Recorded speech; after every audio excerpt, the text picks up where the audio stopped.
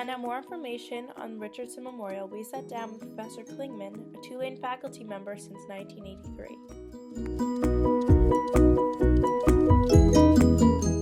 Built 1908 for the medical school.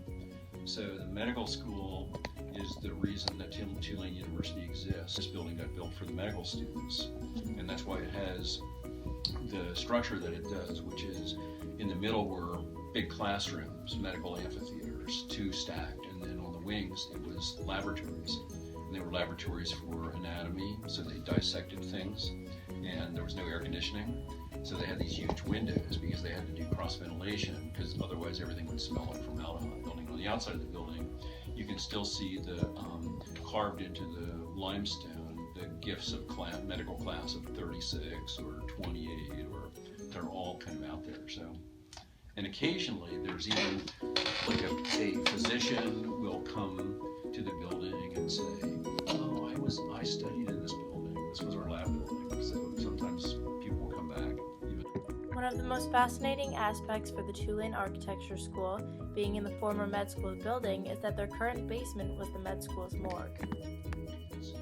And then finally in the 1960s, the medical school moved back downtown.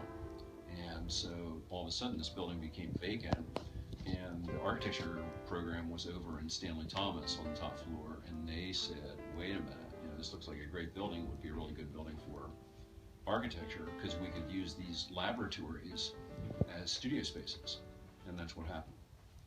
So I'm always doing piecemeal renovations, and the biggest one was in the 1980s. There was an electrical fire in the upper part of the building. The building almost burned down, and it was before the building had a fire alarm system. And so the dean's assistant came around the building, and she said to everybody, "Excuse me, but there's a fire, so could you leave the building?" And it was on a Friday at 1 o'clock, which is right when our studios meet, so there were probably 250 people in the building. And she went around to every group of people and said, "Excuse me," and everybody went out. So we all stood right out there thinking it wasn't really a big deal, and then all of a sudden the 5th floor windows blew out, and these giant flames came out of the building, and we ran. Everybody just ran that way into the quad, because it's called the fire department. So the fire department said if they had come like 15 minutes later, the building would have been burned down. And as it was, the top floor of the center of the building, top 2 floors of the center of the building were badly burned. And so we were able to use the building partially, and then it got renovated over the summer. And then since then, we've done some renovations, which is always interesting for an architecture school. But we're pretty happy to be in the building. And then the university a while ago said, let's do some food service. So they put the little food service thing in the ground floor.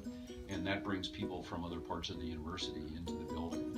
Everybody who's, I think, all the architecture students, at least who studied in the building, we all complain about the environmental. There's lots of rooms that are way too hot or way too cold, but everybody really likes the building, has a good feel for it. This building's pretty intact, and so it's nice to see that history. Now it's over 100 years old, so can probably make another 100.